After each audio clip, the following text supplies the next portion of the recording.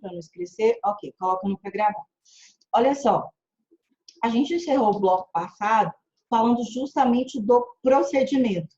Como é que se dá esse processamento da assistência? Bom, a gente não tem como saber se alguém vai ingressar, então tem que existir uma petição. Essa petição é dirigida a quem, minha pro? Ao juiz do processo, ao qual você quer ingressar no feito.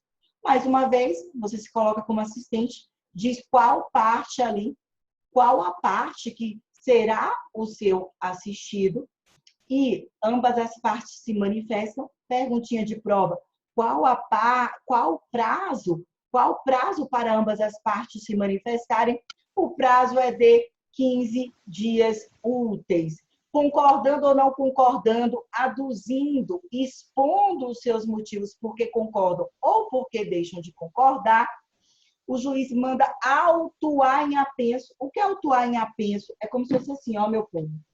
Aqui está o processo, certo? Aqui está o processo principal. E aqui é a petição da assistência. Ou seja, eu coloco ele aqui, ó, em apenso, tá? Os dois vão andar em conjunto. Até que o juiz, ele venha a decidir se vai aceitar a minha condição como assistente ou não. Uma perguntinha até que eu já estava esperando que vocês fizessem é: o juiz diz que não vai me aceitar como assistente. Eu posso recorrer? Pode. Ou até o juiz diz que vai me aceitar como assistente, mas a parte contrária ficou puta da vida. Essa parte vai poder recorrer? Vai. Ou seja, da decisão que recepciona ou não a assistência, que diz ok para a assistência, diz tchau, tchau, assistência, é cabível recurso. Que recurso é esse? O recurso é o por ser uma decisão interlocutória, é o recurso de agravo de instrumento. Então, só repetindo, porque muita gente acabou chegando aí. Se cai assim, a seguinte perguntinha, olha só. Da decisão do juiz que recepciona, ou seja, que aceita ou não aceita a assistência, diz, ok, pode ser assistente, diz, não pode ser assistente no meu processo, ou seja, da decisão do juiz que recepciona, que aceita ou não aceita a assistência, a pergunta que se faz é cabível recurso? Ou seja, posso recorrer? Posso tentar reverter? Sim, bote aí um sim garrafal com gosto, porque é cabível recurso, sim. Seja porque o juiz me aceitou como assistente, a parte contrária não quer, seja porque o juiz não me aceitou e eu queria que ele tivesse me aceitado como assistente. Deferindo ou indeferindo, não importa, dessa decisão é cabível recurso. Qual recurso? O recurso, deixa eu só escrever ali que ficou SM, sim. Qual recurso? O recurso é o agravo de instrumento, é o nome do recurso, ok? Agravo de instrumento é o nome do recurso. Esse recurso, ele está previsto no artigo 1015 do CPC. Artigo 1015 do Código de Processo Civil 2015. A gente não vai estudar recurso agora, como recorrer, como se elaborar um agravo de instrumento, não. Porque a gente está em TGP e isso você estuda lá em Direito Processual Civil 2, quando você estuda as espécies de recursos, como recorrer, quando recorrer. Eu só quero que você saiba que, se não me aceitarem como assistente, ou até se me aceitarem, que se pode recorrer, que existe um recurso para isso. Esse recurso tem um nome, o nome é o de agravo de instrumento. Beleza, meu povo? Até aqui tá claro? Sucesso! Mas então, amores, cuidado porque nas nossas provas elas costumam confundir a assistência com amigos públicos. Então, eu quero que você abra um tópico aí agora no seu caderno, por favor. denominado de assistência versus amigos curi. Lembrando que, apesar de se falar amigos curi, se escreve amicus curiae, como está aparecendo aqui no chat que vocês estão vendo. Portanto, a gente passa a tratar agora de outro tópico dentro da assistência, que é assistência versus amigos curi. E a pergunta que se faz, ô minha pró, assistência é a mesma coisa que o amigos curi? Amores, não é, não é. Eu quero que vocês anotem que a assistência, ela não se confunde com o amigos curi. A assistência, ela é totalmente diferente do amigos curi. Nós ainda teremos uma aula só para tratar dessa outra espécie de intervenção de terceiros, que é a do amigos curi. Mas a assistência não é igual ao amigos curi. Por que não? Primeiro, amigos curi significa, é a mesma coisa que amigo da corte. Então, quando você pensa em um amigos curi, é o seguinte, o Poder Judiciário, por não ter o conhecimento especializado, técnico, sobre aquele assunto, ou porque a decisão emanada daquela situação jurídica irá afetar segmentos populacionais ou uma grande população, acaba por ouvir aquele amigo da corte, aquela pessoa que tem um conhecimento específico sobre o assunto. Como assim, Pró? Te dou um exemplo. Amores, todo mundo vai lembrar do famoso caso que foi parar no Supremo Tribunal Federal, quando o STF decidiu lá nos idos do ano 2011 o conceito de família. Ou seja, família, o que é família? Família é, como está previsto expressamente na nossa Constituição Federal de 88, composto por marido e mulher, sexo feminino e sexo masculino e um filho, ou família pode ser homem com homem, mulher com mulher, uma mulher sozinha, um homem sozinho. Qual o conceito de família? Nós já tínhamos aí há muito tempo uma desembargadora do Tribunal de Justiça do Rio Grande do Sul, doutora Maria Berenice Dias, muitos de vocês já devem ter ouvido falar, que já defendia a existência dos diversos conceitos de família, a monoparental, a pluriparental. E perceba que tudo isso começa porque uma mulher que conviveu durante muitos anos com outra mulher queria ter o direito de se casar com ela e que essa entidade fosse reconhecida como família. Para que a sua, até então não se chamava de cônjuge, mas a sua companheira, ela pudesse ter todos os direitos sucessórios. Ou seja, da mesma forma que marido e mulher têm, mulher e mulher poderiam ter, e homem também poderiam ter. O que hoje, para muitos, parece algo normal, e muitos dizem, Pró, que ridículo você falar isso, meu Deus, como é? Naquela época não era assim.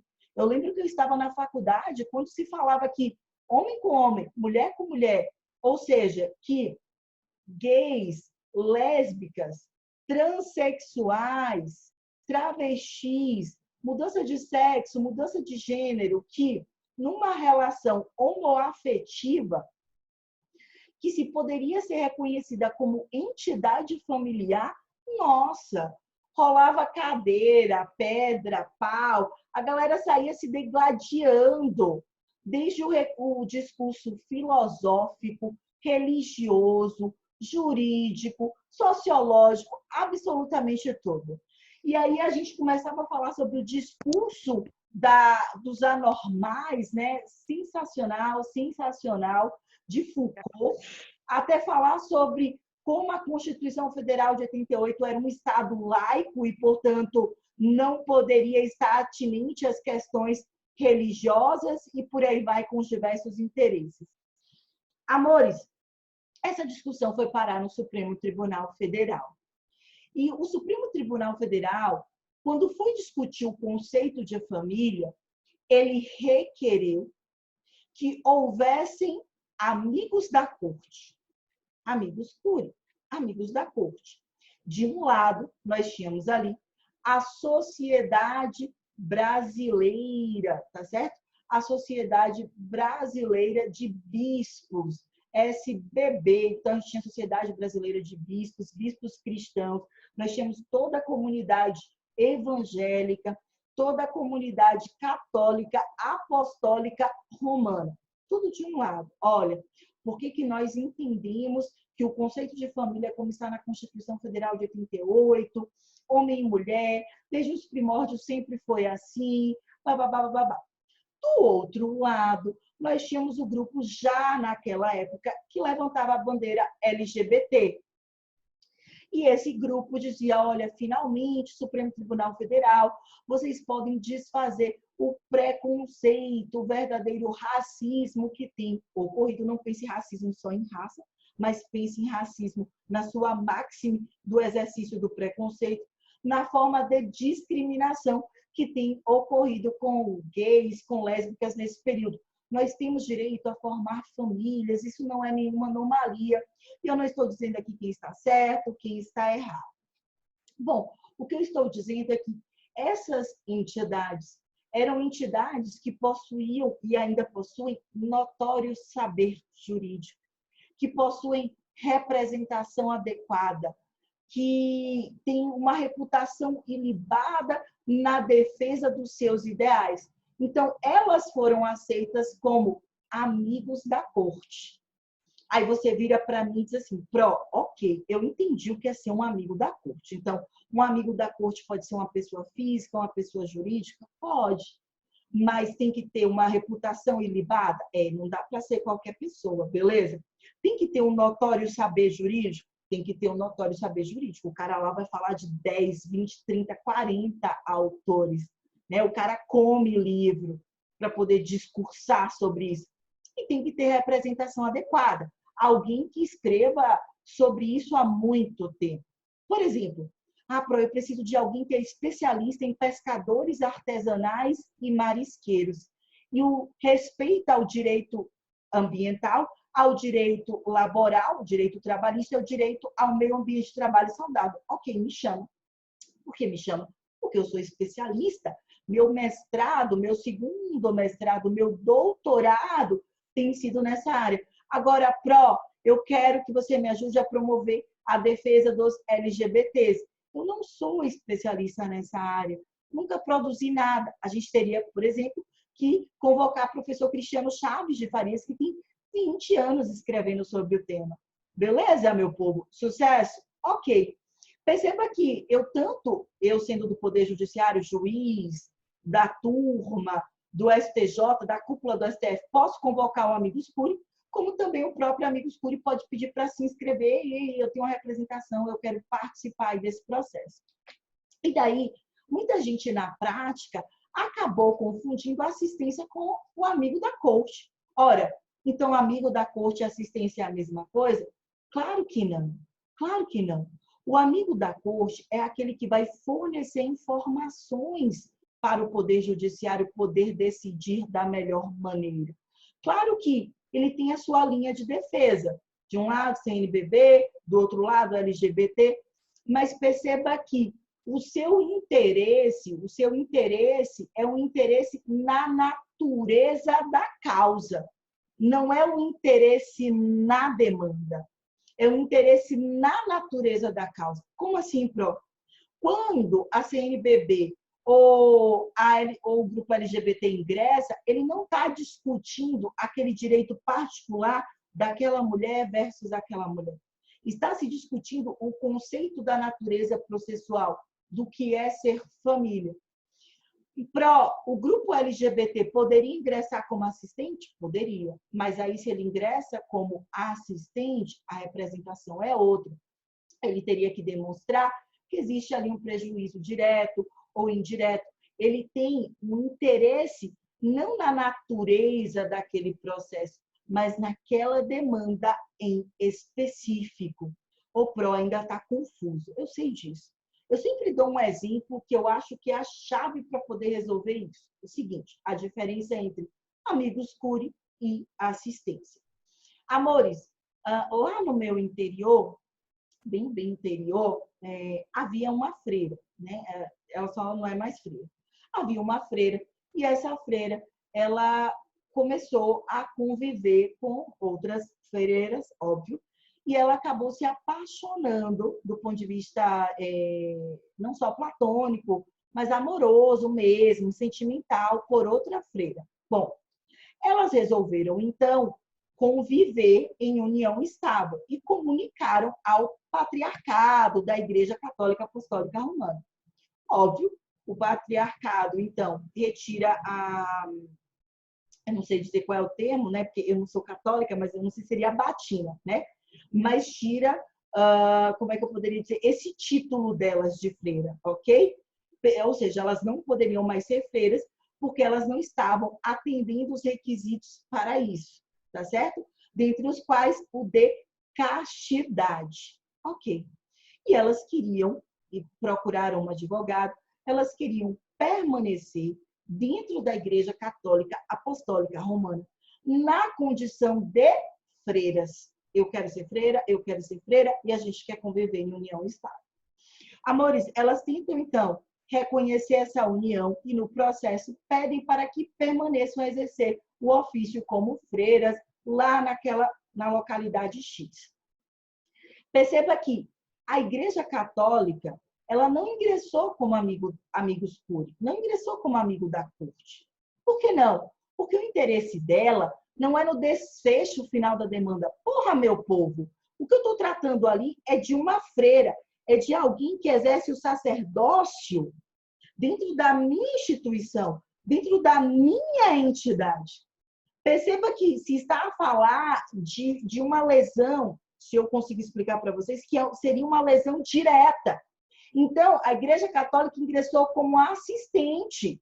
Por que como assistente? Porque eu quero que essa união estável não seja reconhecida, porque é mulher com mulher, e ainda mais do que isso, e se elas forem reconhecer, que façam, entre aspas, longe da minha instituição, longe dos meus credos, longe daquilo que eu acredito, porque, enquanto instituição religiosa, eu não sou obrigada a suportar o exercício do sacerdócio com esse tipo, entre aspas, de comportamento. Deu para entender essa diferença basilar entre quando alguém atua como assistente e quando alguém atua como amigo da corte? Vou até abrir esse espaço aqui para dúvidas. Jussara, Carolina, Max, John, Cleia, Jailson, João, vocês entenderam essa distinção? Luiz, Maine, todo mundo, Roaldo, Rivaldo, Tassiana, vocês entenderam essa distinção entre quando a gente está falando sobre amigo da corte, amigos curi e assistência? A Jussara colocou assim, não. Mas, Jussara, você não entendeu o quê? Onde é que você percebe um em outro? Qual a distinção? Como é que você vai saber? O que foi assim?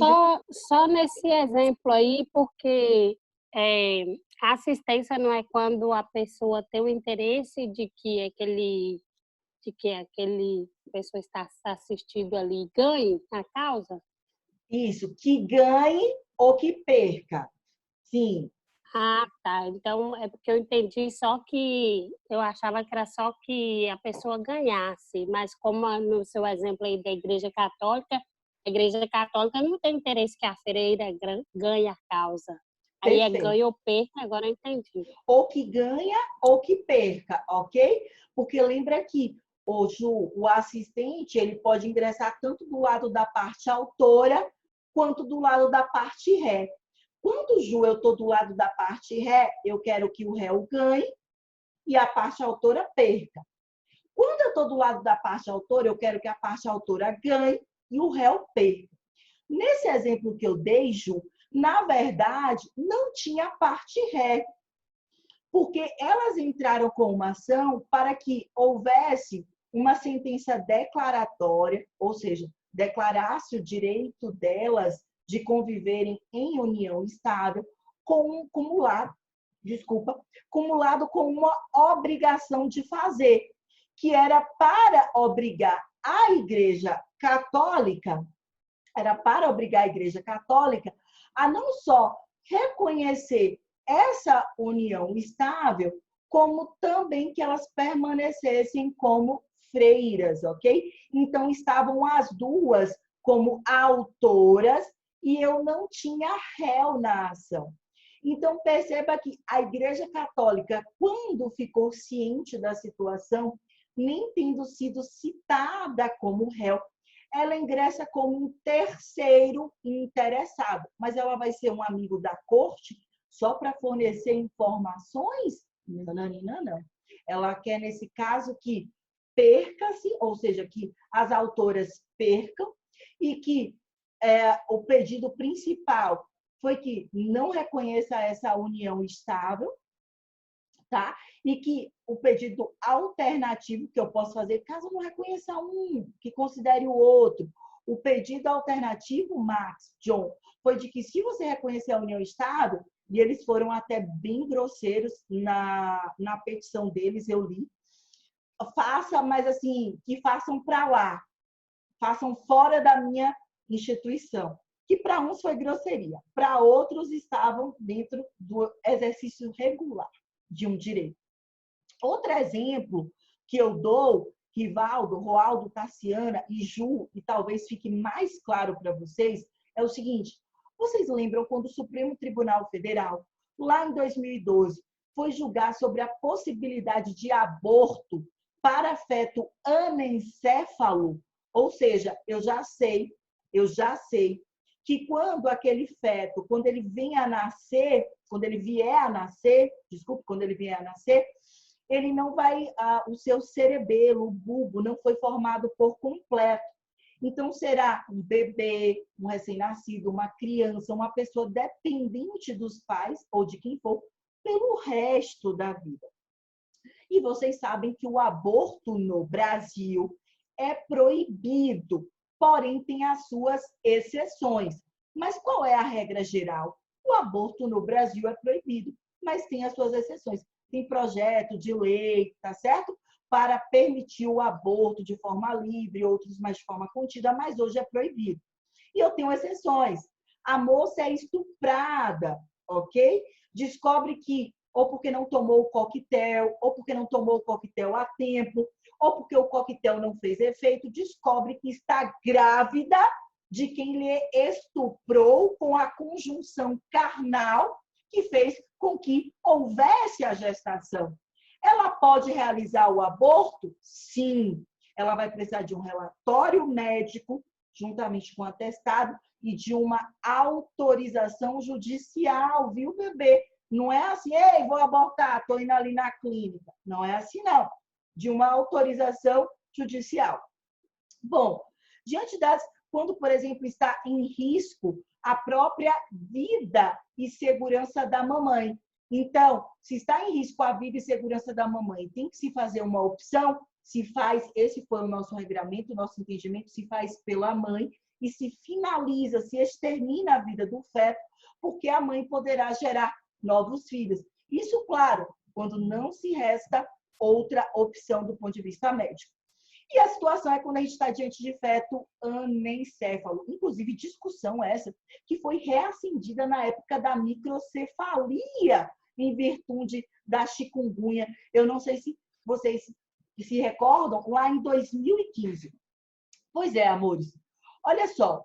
Daí, ela sabendo, a mãe, que ia ter uma criança anencéfala, que não queria depender dela para tudo, para comer, para tomar banho, para dormir. E, meu povo, quando eu falo, não é uma síndrome de Down, que tem uma capacidade de redução mental, que você tem aflorado outros instintos, outras percepções, outras síndromes. Eu não estou falando disso. Eu estou falando da pessoa não, como é que eu poderia dizer? Ela não conseguir raciocinar.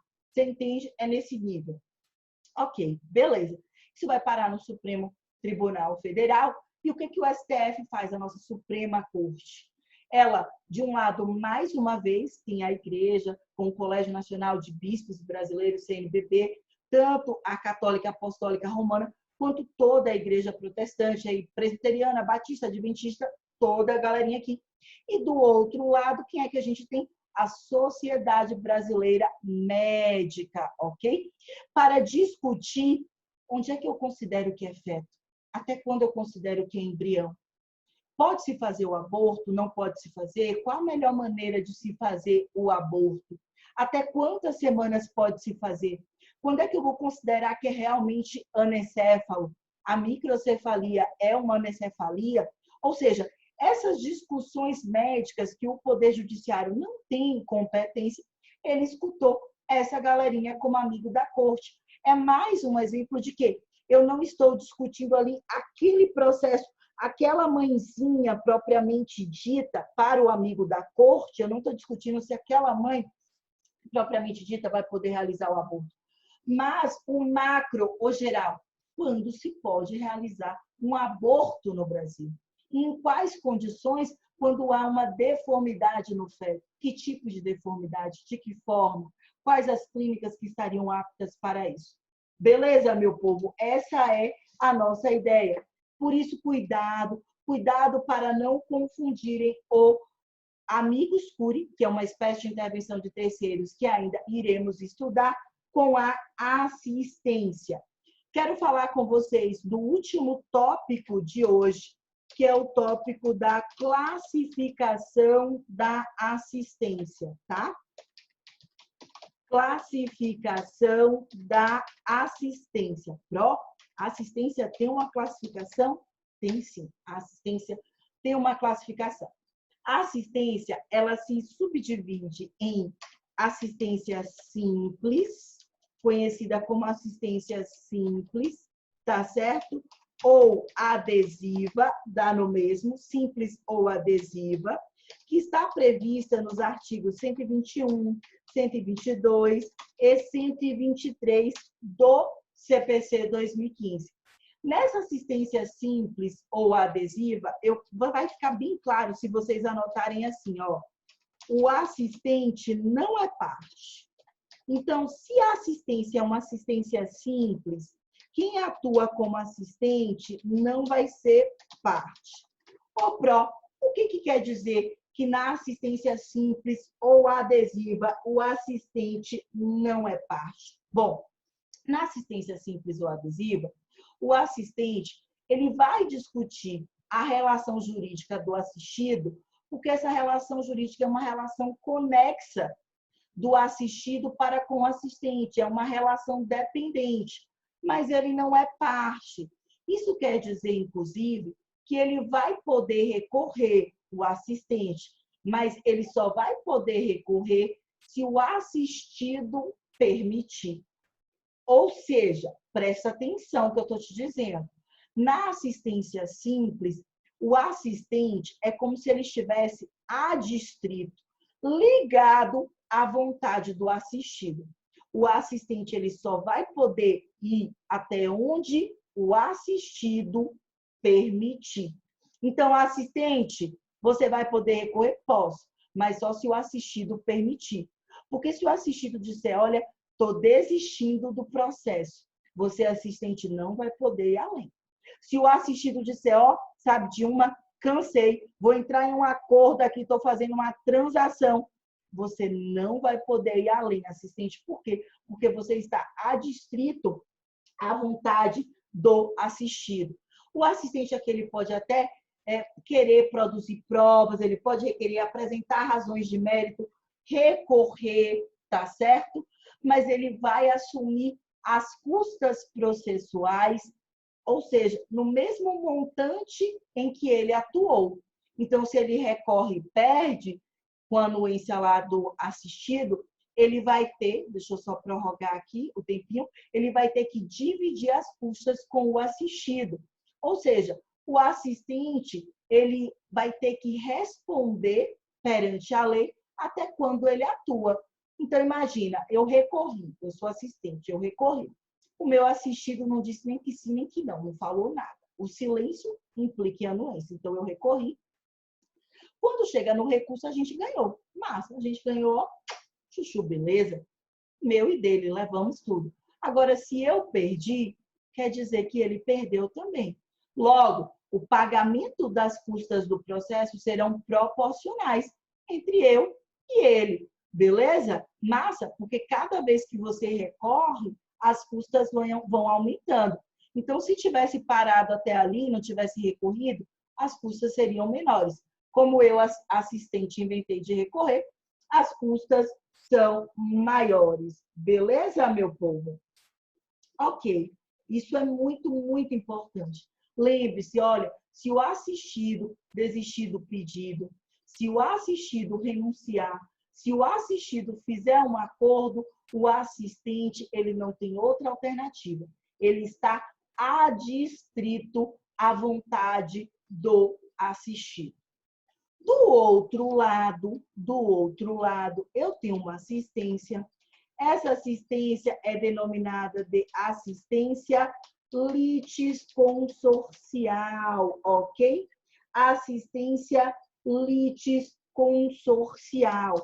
Alguns doutrinadores chamam essa assistência de qualificada, mas dá no mesmo. Assistência litisconsorcial ou qualificada, que está prevista lá no artigo 124 do CPC 2015. Nessa assistência litisconsorcial ou qualificada, o assistente, aqui já é o contrário, ele é verdadeiramente parte, ok? O assistente, ele atua na mesma intensidade processual do assistido. Como ele atua como parte, ele não depende da anuência do assistido para recorrer. E como ele atua verdadeiramente como parte, ainda que o assistido desista do processo, ainda que o assistido faça acordo, ainda que o assistido renuncie, não importa. Ele poderá dar prosseguimento ao processo.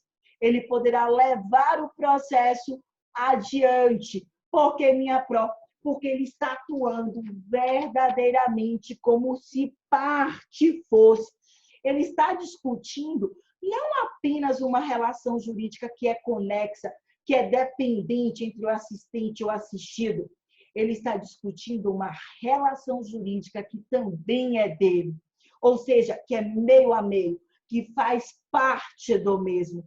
Tá certo? No exemplo da assistência litisconsorcial, da assistência qualificada, eu diria o seguinte: imagina uma ação de dissolução de sociedade. O sócio propondo uma ação de dissolução daquela sociedade. E você também é sócio. E você ingressa naquele feito, como já passou os prazos, né? Então, você ingressa naquele feito como um assistente. Você vai pedir para ingressar como assistente litisconsorcial. Você vai dizer, eu vou atuar verdadeiramente como parte nesse processo. Porque aqui, doutor, excelência juiz, não é apenas uma relação de dependência ou de conexão. Eu integro essa sociedade. Eu sou sócio cotista. Aqui me afeta mais do que diretamente. Aqui está mexendo com o meu direito. Outro exemplo seria, para assistência litisconsorcial, a ação de anulação de uma assembleia de condomínio. Imagina que eu posso pedir também para poder ingressar na condição de assistente litisconsorcial, que eu vou dizer, olha, se anular essa assembleia desse condomínio, anula tudo que a gente fez, anula a ratificação da convenção de condomínio. Ou seja, tudo vai passar a ser permitido, tudo volta ao status quo anterior. Eu moro nesse condomínio, vão poder fazer barulho 6 da manhã, 11 horas da noite, vão poder fazer mudança dia de sábado, dia de domingo, todo e qualquer animal está permitido. Não existe uma regulamentação. Então, não é uma relação de dependência nem de conexão, mas é uma relação direta. Meu tempo já quase esgotando, mas eu pergunto para vocês se ficou aqui alguma dúvida. Dúvidas, meu povo, sobre a assistência, sua natureza, sua classificação. Aconselho que vocês assistam esse vídeo mais de uma vez, porque ele vai ajudar vocês a assimilarem todo o conteúdo. Dúvidas, dúvidas, dúvidas? Não? Parece que não. Então, um beijo grande para vocês. Até a próxima, se Deus quiser.